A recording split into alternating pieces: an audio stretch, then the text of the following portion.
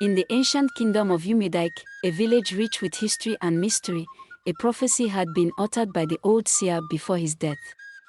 He had warned that the lineage of the powerful Uemi family would suffer a fate worse than death if they did not atone for their past sins. But pride and greed made the Uemi family mock at the words of a dying man. The sin they committed were many years ago. Chief Uemi and his wife, Lady Nkem, had been desperate for wealth and power. One dark night, they visited the shrine of the feared deity, Nwani Iji Ola.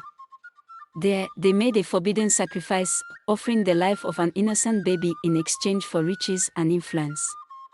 The deity, angered by their selfish act, granted them their desires but cursed their bloodline. From your loins shall come a woman whose womb will bear death and misfortune. She shall feed on the lives of men, and her fate shall be tied to the blood of the innocent. The chief and his wife dismissed the warning and enjoyed their wealth, unaware to the storm brewing within their bloodline. Years later, their only child, Adanna, was born on a stormy night. The moment she let out her first cry, the wind howled, and lightning struck the great Iroko tree in the village square. The villagers whispered that her birth was an omen of destruction. Though she was beautiful beyond words, her eyes held a strange darkness that unsettled those who looked too long. As Adanna grew, tragedy seemed to follow her. Her parents lost all their wealth in one misfortune after another, and by the time she was 18, they were both dead under mysterious circumstances. Chief Uemi found drowned in a river, and Lady Nkem perished in a fire that consumed their mansion. Left with nothing, Adanna wandered through life with a deep hunger for the power her parents once had. She met Chukudi, a cunning and ruthless man who had risen from the slums through dark means. Together, they crafted a malevolent plan. They would use Adanna's beauty to lure wealthy men, politicians, businessmen, and chiefs to their doom. These men, blinded by desire, would impregnate her, believing they were merely enjoying the pleasures of youth. But unknown to them, each conception she had for them was a ritual. As soon as the children were born, Adanna tells the chiefs that she would take care of their child.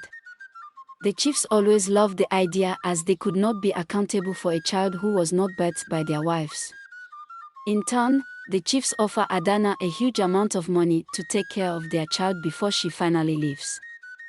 Adanna gives the children to Chukudi, who would offer them as sacrifices, growing richer and more powerful with each innocent life taken.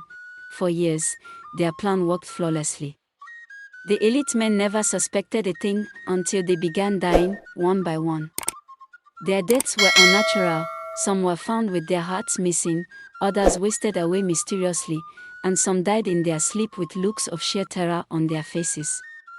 The whispers of the village grew louder. It was said that the spirits of the sacrificed children had returned for vengeance, claiming the souls of their fathers as payments for the life stolen from them. The curse was fulfilling itself, as the deity Nwani Iji Ola had foretold. The men who had laid with Adanna, believing they were only satisfying their lust, had unknowingly sown the seeds of their own doom. With each new pregnancy, the vengeance of the gods grew stronger, until finally, the night came when the tide turned against Adanna and Chukudi. One evening, Adanna found herself pregnant with child once more, but this time, something was different. She felt an unusual heaviness, a force pressing against her soul. The spirits of the sacrificed children had grown restless, and the gods had decided it was time for judgment. That night, as she lay beside Chukudi, the air in their room thickened, and a chilling wind howled through the cracks of their hut. Then came the wails, the eerie cries of children, voices whispering from the shadows. Chukudi leapt to his feet, his eyes wide with terror. "Do you hear that?" he gasped. Adanna nodded, clutching her belly, now swollen with an unnatural force. "The spirits. They are here." Before Chukudi could react, the room was engulfed in darkness. When the light returned, he was alone. Adanna was gone, vanished without a trace. Some say she was dragged into the spirit world to atone for the horrors she had committed. Others believe she still roams the earth, cursed to wander forever, carrying the weight of her sins. The elite men who had sought pleasure in her arms continued to fall, one by one, until none remained. The village elders proclaimed that the gods had restored balance, but the tale of Adanna served as a warning for generations to come.